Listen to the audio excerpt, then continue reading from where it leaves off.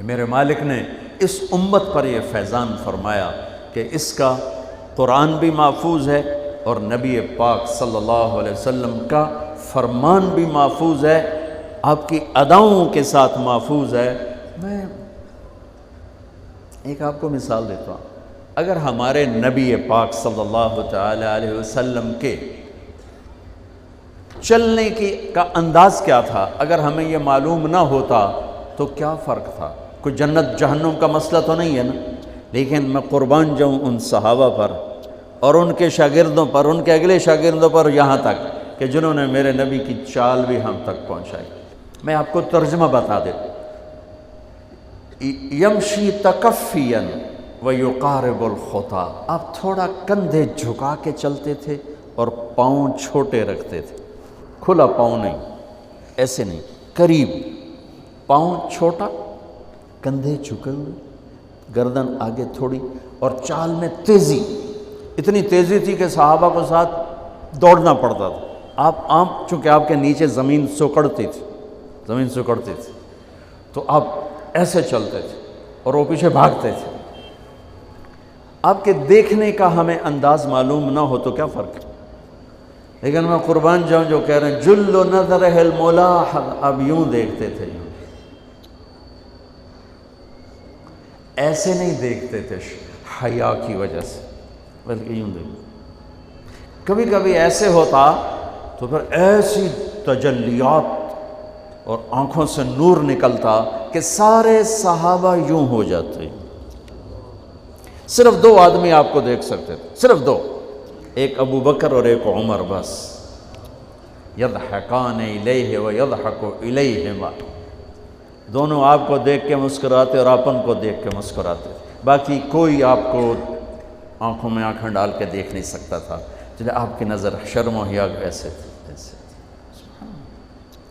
کوئی آپ کو ادھر سے بلاتا، مفتی حامد صاحب مجھے کہیں مولوی صاحب تو میں اتنا ہی کروں گا، اس تو میرے کول بھی نہیں ہمت۔ مولانا ارشاد صاحب کہیں جناب مولانا صاحب، اتنی میری طاقت ہے۔ لیکن جب میرے نبی کو دائیں سے کوئی بلاتا تھا یا رسول اللہ، تو اب یوں نہیں کرتے، اب یوں کرتے تھے، پورا مڑتے تھے اس کی طرف، پورا سینہ سے سینہ ملاتے تھے۔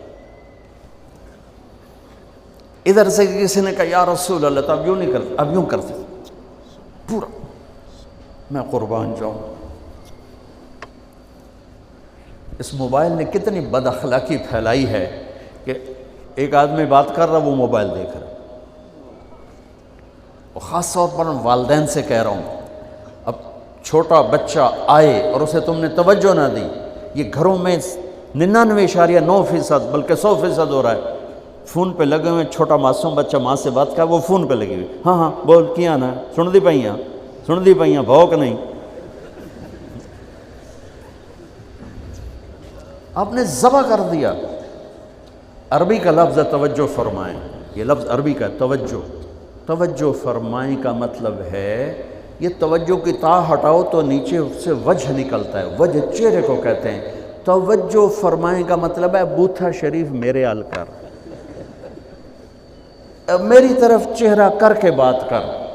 میرے نبی جب کسی سے بات کرتے تھے، سینہ بھی اس کو دیتے تھے، چہرہ بھی اس کو دیتے تھے۔ جب آپ غمگین ہوتے تھے کیا کرتے تھے؟ اب داڑھی پکڑ کے یوں بیٹھ جاتے تھے، یہاں ٹیک، اس کو نیچے اور یوں پکڑو، تھوڑی دیر کے بعد سر پہ ہاتھ پھیرتے اور پھر یوں فرماتے۔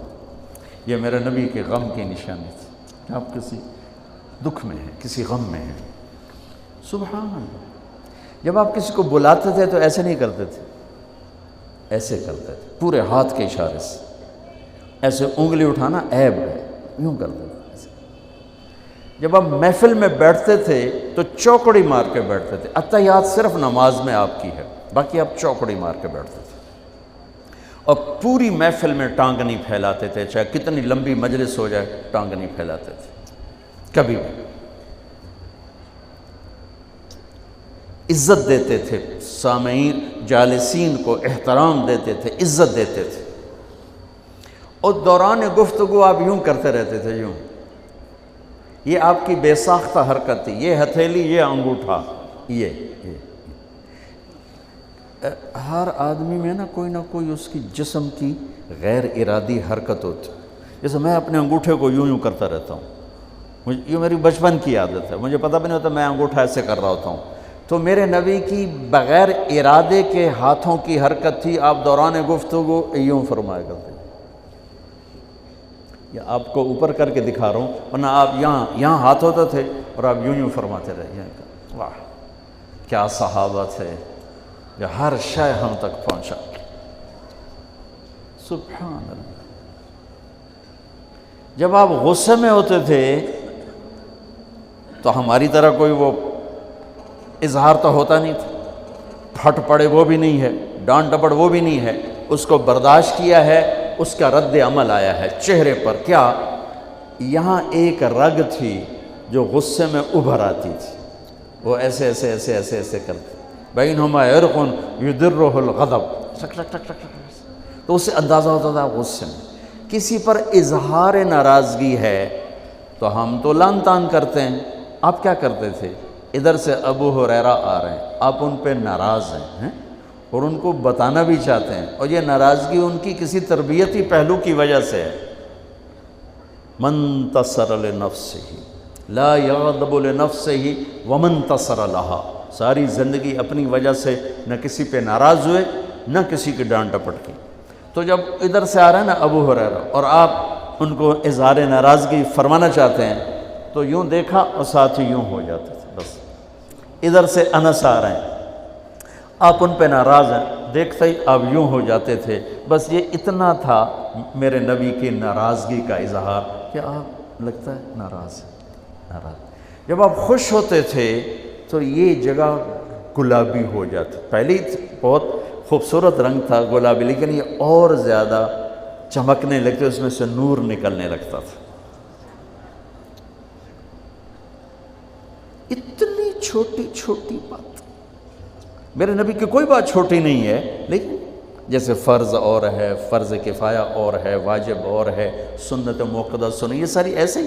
میرے نبی کا ہر عمل عظیم الشان ہے کہ ہر عمل جنت میں لے جانے کا اور اللہ کی رضا کا ذریعہ ہے. تو چھوٹا تو کوئی نہیں.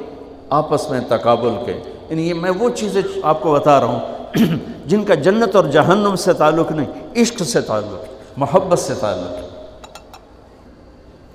ہماری جماعت گئی حافظ آباد، وہاں میں وکلاء میں بیان کر رہا تھا. علاقے کے بہت بڑے ذمہ دار آئے ہوئے تھے. کسی کام تو انہوں نے دیکھا تو ساری عدالتیں خالی. تو ان کا کیا ہوا کہ یہ تبلیغ والوں کا عالم آیا ہوا ہے، اس میں سارے چلے گئے. تو اس نے وہ پہلے تو بیٹھا رہا، پھر وہ جو جج کا ریڈر تھا انہوں نے کہا چودھری صاحب ایتھے ویلے بیٹھے ہو اور جا کے گل سن لو. وہ ذرا تبلیغ کو اچھا نہیں سمجھتے تھے. ان کا چلو ویلا بیٹھا سن لو. وہ آگے میں اس وقت اللہ کے نبی کے جانور بتا رہا تھا کہ میرے نبی کی 9 بکریاں تھیں، ان کے نام عجوہ، سقیہ، برکہ، ورثہ، زمزم، اطلال، اطراف، غیثہ، قمرہ. 9 بکریاں، 10واں بکرا یم، اور اس میں قمرہ آپ کی زندگی میں مر گئی. یہ احسان عظیم ہے ان ہستیوں کا جو واقعی اس قابل تھے کہ اللہ نے کہا رضی اللہ عنہ، جاؤ میں راضی ہو گیا، جو مرضی کرو میں راضی ہو گیا. سبحان اللہ. واہ. اور آپ کے اونٹ تھے 2 عسکر اور ثعلب، اور آپ کے خچر تھے عفیر اور دلدر اور فضہ، اور آپ کے پاس گدھے تھے 2 عفیر اور یعفور، اور آپ کی اونٹنیاں تھیں عذبہ، جدعا، شہبہ، قصوہ، اور آپ کے گھوڑے تھے لزاز، تراز، لحیف، سجل، سکب، سبحہ، ورد، یعصوب، یعبوب. یہ آپ کے گھوڑوں کے نام. ایک گھوڑے کا نام تھا ورد. کیوں تھا؟ جیسے گلاب کا پھول نمایاں نظر آتا ہے، وہ گھوڑا ایسا حسین تھا کہ گھوڑوں میں نمایاں نظر آتا تھا. سبحہ ایک گھوڑے کا نام تھا. سبحہ، سبحہ تیرنے کو کہتے ہیں. ان لک فی النہار سبحا طویلا. اس گھوڑے کا نام سبحہ کیوں تھا؟ جب وہ دوڑتا تھا تو لگتا تھا جیسے پانی تیرتا جا رہا. خیر میں پھر لمبا چلا گیا. وہ جو تھے نا چودھری صاحب، وہ بیان سن رہے تھے. وہ گئے واپس گاؤں. تو اپنے امام کو بلایا، کہا مولانا صاحب ایک مسئلہ دسو کی اپنے نبی دی بکریاں دا نام کی ہے؟ وہ آکھن لگا یہ بھی کوئی مسئلہ ہے کہ ہے تے بھاویں نہیں، میں تو اج دس ساڑھے نبی دی بکریاں دا نام کی؟ اسا کہا مسئلہ ہی کوئی نہیں تے میں دساں کی؟ اسا کہا تو اج تک میں نو پٹی پڑھائی ہے کہ اے نبی نو نہیں مندے تے اے نبی دے گستاخ ہیں، میں ہونے انہاں دے مولوی دی تقریر سنی ہے او تا نبی دی بکریاں نو مندیں تو انہاں نبی نو نہیں مندے، ہون تو جماعتاں نو روکیا میں تنو کھلے پھرے سا۔ پھر وہ ہماری جماعت پوری کو لے گیا اپنے گاؤں، نے 15-20 ہزار آدمی اکٹھا کیا، میرا بیان کروایا ہوا، کھانا ہوا۔ تو میں قربان جاؤں، آپ اسی سلسلے کی کڑی چل رہے جنہوں نے نبی کے علم کو لیا، آگے دیا، پھر آگے دیا، پھر آگے دیا۔